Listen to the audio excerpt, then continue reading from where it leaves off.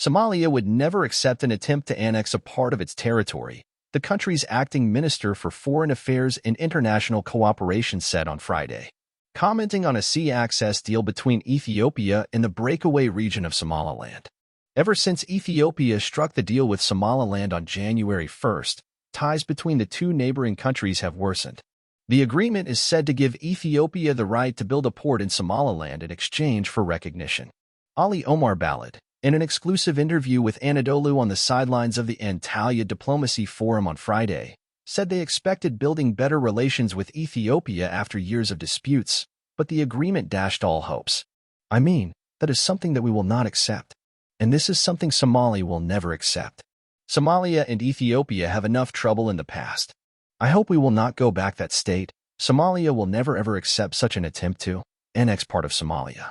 If Ethiopia wants to have a commercial access, we are more than willing, Balad said. If Ethiopia wants to comply with international rules and regulations, there are a number of international regulations that will oversee the way the landlocked countries access to the sea, he added. Balad also made it clear that the recent defense and economic cooperation deal signed with Turkey had nothing to do with the crisis with Ethiopia. Instead, he said, Ankara would make a good mediator between the two countries, saying it has good relations with Addis Ababa. We need to find a way to secure our maritime. We need to find a way to build a maritime security forces that will enable us to secure our maritime resources.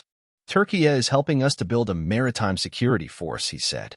In order to build the maritime security, you need cost. It needs a lot of economic expenditure. That's what we call defense and economic cooperation, the minister said, adding that the deal would mutually benefit both countries and has no relation with the crisis with Ethiopia. Arms embargo, fight against al-Shabaab. On lifting of arms embargo on Somalia in December, Balad said the UN Security Council's decision has positively impacted the country's fight against the terror group al-Shabaab. The embargo was first placed on the East African country in 1992.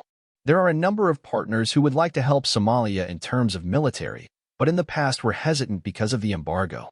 So we're hopeful that now that has been removed, and also additional weapons that were not available for Somalia in the past will be available, he said.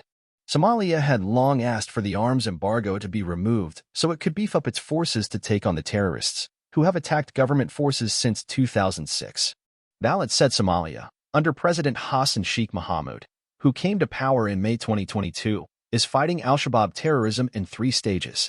So, he came up with a comprehensive plan, which is we need to continue to fight, but fighting alone is not sufficient, and we have to do additional steps, he said.